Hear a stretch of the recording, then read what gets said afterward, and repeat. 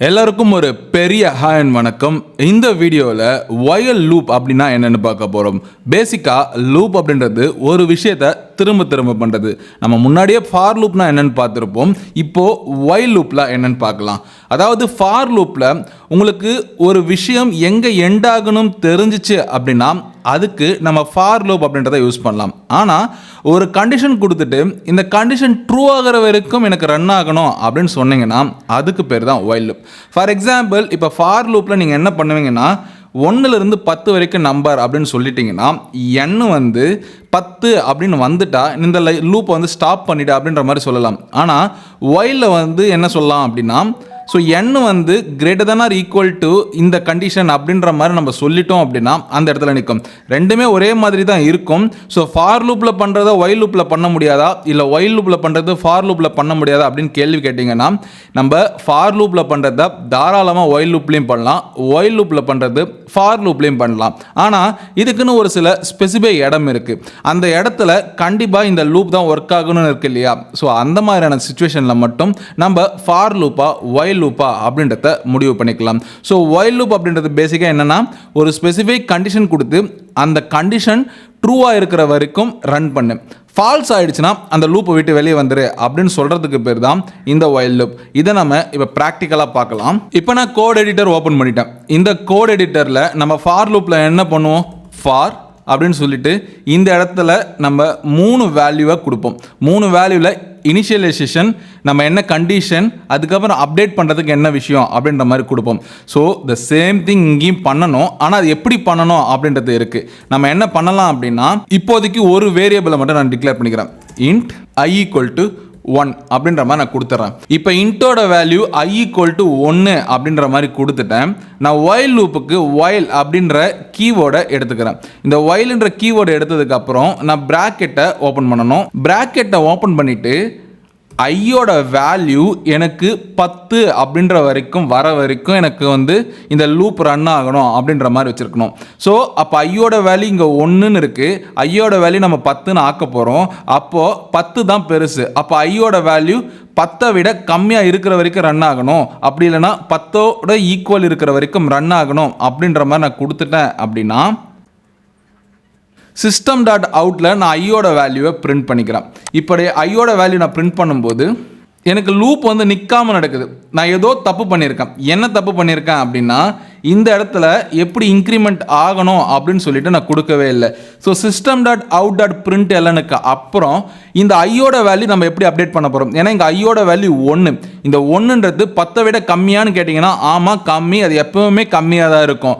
அப்போது இந்த ஐயோட வேல்யூவை வந்து நம்ம இன்க்ரிமெண்ட் பண்ணணும். எனக்கு ஐயோட வேல்யூ 1 இருக்குது, 1 2 ஆகணும், 2 3 ஆகணும், 3 4 ஆகணும். அப்போது I equal to I plus 1 இப்படி கொடுத்தாலும் ஒரே மீனிங் தான். அப்படி இல்லை அப்படின்னா I ப்ளஸ் ப்ளஸ் நம்ம யூனரி ஆப்ரேட்டரை யூஸ் பண்ணி, அதாவது இன்க்ரிமெண்ட் ஆப்ரேட்டரை யூஸ் பண்ணி நம்ம பண்ணலாம். யூனரி ஆப்ரேட்டர் அப்படின்னா இன்க்ரிமெண்ட் அப்படின்றாலும் ரெண்டுமே ஒரே மீனிங் தான். இப்போ இந்த இடத்துல என்ன நடக்குதுன்னு பாருங்கள். நான் இப்போ ரன் பண்ணி பார்க்குறேன். இப்போ நான் ரன் பண்ணேன் அப்படின்னா எனக்கு வந்து 10 வரைக்கும் பிரிண்ட் ஆகிருக்கு. அதாவது இங்கே இன்ட் I ஈக்குவல் டு 1 நான் கொடுத்துட்டேன். ஃபார் லூப்பில் நம்ம இந்த வேல்யூ நம்ம முன்னாடியும் கொடுக்கலாம், இல்லை அந்த லூப்புக்குள்ளேயும் நம்ம டிக்ளேர் பண்ணலாம். ஆனால் ஒயில் லூப்பை பொறுத்த வரைக்கும் ஐயோட வேல்யூ அந்த கண்டிஷனை மட்டும்தான் நம்ம இந்த ஒயிலுக்கு பக்கத்தில் இருக்கிற இந்த பேராந்தசிஸ்குள்ளே நம்ம கொடுக்க முடியும். ஸோ அதுக்கப்புறம் எனக்கு என்ன வேல்யூ பிரிண்ட் ஆகணும் அப்படின்ற மாதிரி நம்ம கொடுக்குறோம். அதுக்கப்புறம் இந்த ஐயோட வேல்யூ 1ன்னு இருக்குது. ஸோ இந்த லூப்னா இன்க்ரிமெண்ட்டோ டிக்ரிமெண்ட்டோ நடந்து எனக்கு வந்து ஒரு இடத்துல ஸ்டாப் ஆகணும் இல்லையா. அந்த ஸ்டாப் பண்ணுறதுக்கு ஸோ நம்ம எப்படி இன்க்ரிமெண்ட் ஆகணும் அப்படின்ற மாதிரி கொடுத்துருக்கேன். ஸோ இப்போ ஒரு வேளை இந்த இடத்துல நான் வந்து ரிவர்ஸில் வந்து டைப் பண்ணணும் அப்படின்னு ஆசைப்பட்டீங்க அப்படின்னா, ஸோ இந்த இடத்துல நான் ஐயோட வேல்யூ 10ன்னு வச்சுக்கிறேன்.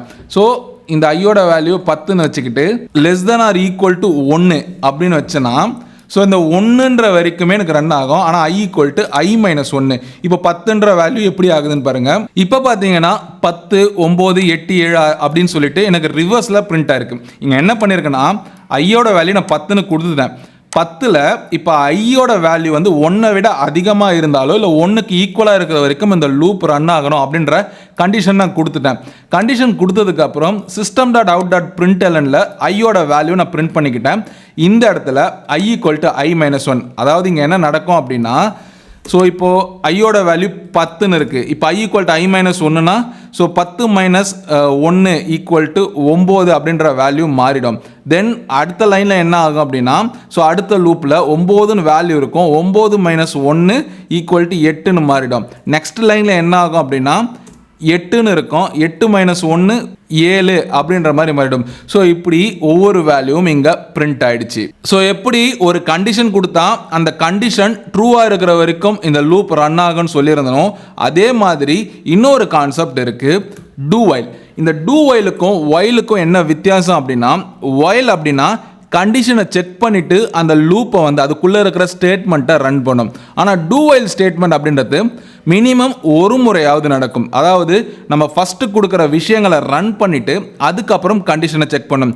இஃப் ட்ரூவாக இருந்துச்சுன்னா மறுபடியும் அந்த கண்டிஷன்லாம் ரன் பண்ணிவிட்டு மறுபடியும் கண்டிஷன் செக் பண்ணோம். இன்கேஸ் ஃபஸ்ட் ரவுண்டை வந்து பார்த்திங்கன்னா ஒரு சினாரியோவை ரன் பண்ணுது, ஒரு சீனை ரன் பண்ணதுக்கப்புறம் கண்டிஷனை செக் பண்ணோம். அந்த இடத்துல கண்டிஷன் ஃபால்ஸாக இருந்துச்சு அப்படின்னா அந்த இடத்துலையே அது வெளியே வந்துடும். ஸோ இப்படி மினிமமாக ஒரு இடத்துலையாவது ரன் பண்ணணும் அப்படின்ற சூழ்நிலை இருக்கு இல்லையா? ஸோ அந்த இடத்துல நம்ம டூ வைல் லூப்பை யூஸ் பண்ணலாம். இந்த டூ வைல் லூப்புக்கும் வைல் லூப்புக்கும் என்ன வித்தியாசன்றதை இப்போ நாம் கோட் எடிட்டரில் பார்க்கலாம். இப்போ கோட் எடிட்டரில் நான் வைல் லூப்பில் வந்து இந்த மாதிரி கொடுத்துருக்கேன். ஒன்றும் இல்லை, இந்த டூ வைல்ன்றது இந்த வைலுக்கு மேலே நம்ம டூன்னு போட போகிறோம். ஸோ அதில் இந்த சேம் விஷயம் இந்த 10லேருந்து 1 வரைக்கும் இருக்குது இல்லையா? ஸோ இதை வந்து நான் பிரிண்ட் பண்ணணும்னு ஆசைப்பட்றேன். ஸோ அதே தான் இங்கே சேம் பண்ண போகிறேன். ஸோ டூ அப்படின்ற மாதிரி போட்டுட்டு இதை கொடுத்துட்றேன். ஆக்சுவலாக மேலே வேரியபிள் இனிஷியலைஸ் பண்ணதுக்கப்புறம் இந்த இடத்துல வந்து நான் வைல் லூப்புக்கு கீழே என்ன பண்ணியிருந்தேன்னா, என்ன பண்ணணும் அப்படின்ற மாதிரி system.outல கொடுத்துருந்தேன். அதுக்கப்புறம் அந்த லூப்புக்கான பிரிண்டிங் ஸ்டேட்மெண்ட்டை கொடுத்துருந்தேன். இப்போ நான் இந்த மேலே தூக்கி போட்டதுக்கப்புறம் நீங்கள் இன்னும் நோட் பண்ணலாம், இந்த இடத்துல வந்து எனக்கு எரர் வருது அப்படின்னு. ஸோ டூ வைலை பொறுத்த வரைக்கும் வைலில் கண்டிஷன் மட்டும்தான் இருக்கணும். அப்படி கண்டிஷன் மட்டும் இருந்தது அப்படின்னா இதை எடுத்துட்டு நம்ம செமிகோலனை வச்சு அந்த ஸ்டேட்மெண்ட்டை வந்து அங்கேயே நம்ம முடிச்சிட்டோம் அப்படின்னா நமக்கு ரன் பண்ணி பார்க்கலாம் இப்போ என்ன மாதிரி வருது அப்படின்னு சொல்லிட்டு. ஸோ இப்போ 10 9 8 7 6 5 4 3 2 1 அப்படின்ற மாதிரி வந்துடுச்சு. ஆக்சுவலாக இங்கே என்ன நடக்குது அப்படின்னா, ஐயோட வேல்யூ நான் 10ன்னு கொடுத்துக்கிட்டேன். டூன்ற இடத்துல இதை கண்டிப்பாக பண்ணு அப்படின்ற மாதிரி சொல்லிட்டேன். அப்போது ஃபஸ்ட்டு வந்து ஐயோட வேல்யூ 10 அப்படின்ற மாதிரி இருக்கும். ஸோ இந்த இடத்துல 10ன்னு இருக்கா? ஸோ இருக்குது.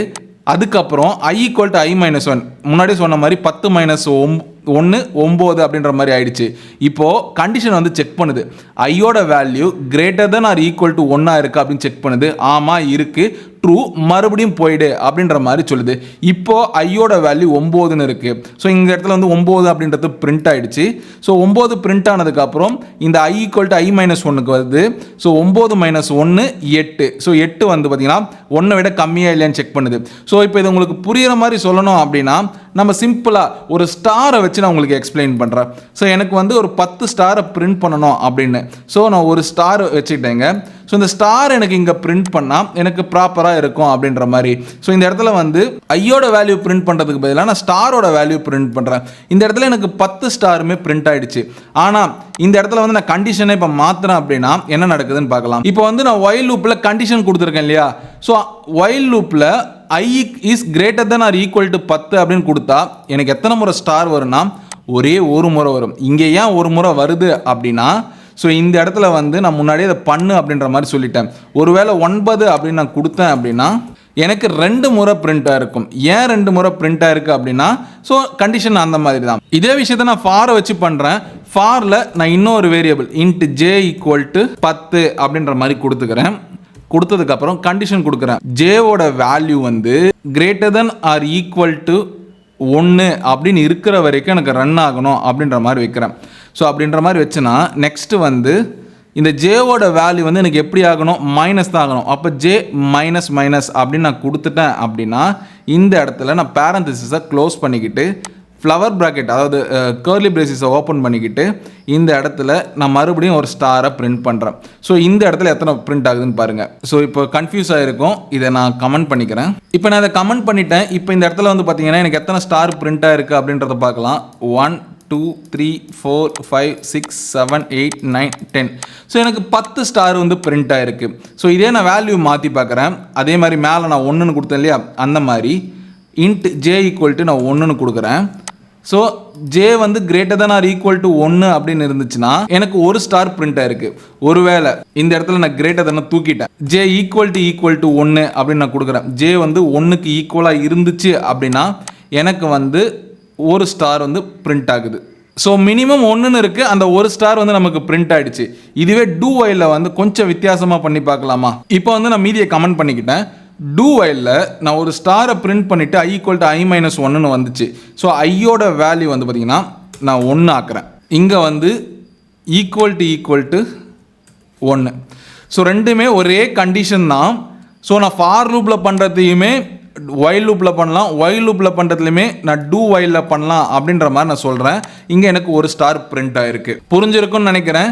இன்கேஸ் இந்த இடத்துல நான் ஐயோட வேல்யூ 0ன்னு கொடுத்தாலுமே எனக்கு வந்து ஒரு முறை ஸ்டார் பிரிண்ட் ஆகும். டூ வைலில் அதுதான் வித்தியாசம். இதுவே வந்து பார்த்தீங்கன்னா நான் ஃபார் லூப்பில் வந்து செக் பண்ணால், ஃபார் லூப்பில் நான் ஜேவோட வேல்யூ இங்கே 0ன்னு கொடுக்குறேன். இப்போ நான் பிரிண்ட் பண்ண ஆரம்பித்தேன் அப்படின்னா எனக்கு வந்து எந்த ஸ்டாருமே பிரிண்ட் ஆகலை. ஆனால் நான் ஐயோட வேல்யூ 0ன்னு கொடுத்தாலுமே டூ வைலில் வந்து பார்த்தீங்கன்னா 1 டைம் பிரிண்ட் ஆகுது. ஸோ டூ வைல்னால் ஒன்ஸ் எக்ஸிக்யூட் ஆகும். அதுக்கப்புறம் இருக்கிறது வந்து பார்த்தீங்கன்னா கண்டிஷனை செக் பண்ணதுக்கப்புறம் அது ட்ரூவாக இருந்தால் அகைன் லூப்புக்குள்ளே வரும். அதுக்கப்புறம் மறுபடியும் பிரிண்ட் பண்ணும், மறுபடியும் லூப்பை கண்டிஷன் செக் பண்ணும். கண்டிஷன் செக் பண்ணதுக்கப்புறம் ட்ரூவாக இருந்தால் உள்ளே வரும், ஃபால்ஸாக இருந்தால் லூப் அங்கே கட் ஆகிடும். ஆனால் ஃபார் லூப்பை பொறுத்த வரைக்கும் ஃபஸ்ட்டு கண்டிஷனை செக் பண்ணோம். கண்டிஷனை செக் பண்ணதுக்கப்புறம் அது ட்ரூவாக இருந்தால் எக்ஸிக்யூட் பண்ணோம், ஃபால்ஸாக இருந்தால் வெளியே வந்துடும். சேம் வைலுமே கண்டிஷனை செக் பண்ணோம். கண்டிஷனை செக் பண்ணதுக்கப்புறம் நம்ம கொடுத்தது பண்ணோம், பண்ணிவிட்டு ட்ரூவாக இருந்துச்சு அப்படின்னா பண்ணோம், ஃபால்ஸாக இருந்துச்சு அப்படின்னா அங்கேருந்து லூப் டிஸ்கனெக்ட் ஆகிடும். இப்படி தான் நம்ம for loop, while loop, do while loop அப்படின்னு சொல்லிட்டு டிஃப்ரெண்ட் டைப்ஸ் ஆஃப் லூப்ஸ் வந்து பார்த்தீங்கன்னா நம்ம யூஸ் பண்ணிட்டு இருக்கோம் இன் ஜாவாவில். இந்த வீடியோ உங்களுக்கு பிடிச்சிருக்கும், புரிஞ்சிருக்கும் அப்படின்னு சொல்லிட்டு நான் நம்புகிறேன். மறக்காமல் உங்கள் ஃப்ரெண்ட்ஸ் அண்ட் ஃபேமிலிஸுக்கு, உங்கள் ஜாவா படிக்கிற நண்பர்களுக்கு இந்த வீடியோவை ஷேர் பண்ணுங்கள். அவங்களுக்கு ரொம்ப யூஸ்ஃபுல்லாக இருக்கும். இது வெப்டெக் அகாடமி. ஒன்றா படிக்கலாம், சேர்ந்து படிக்கலாம், ஒன்றா வளரலாம். நன்றி.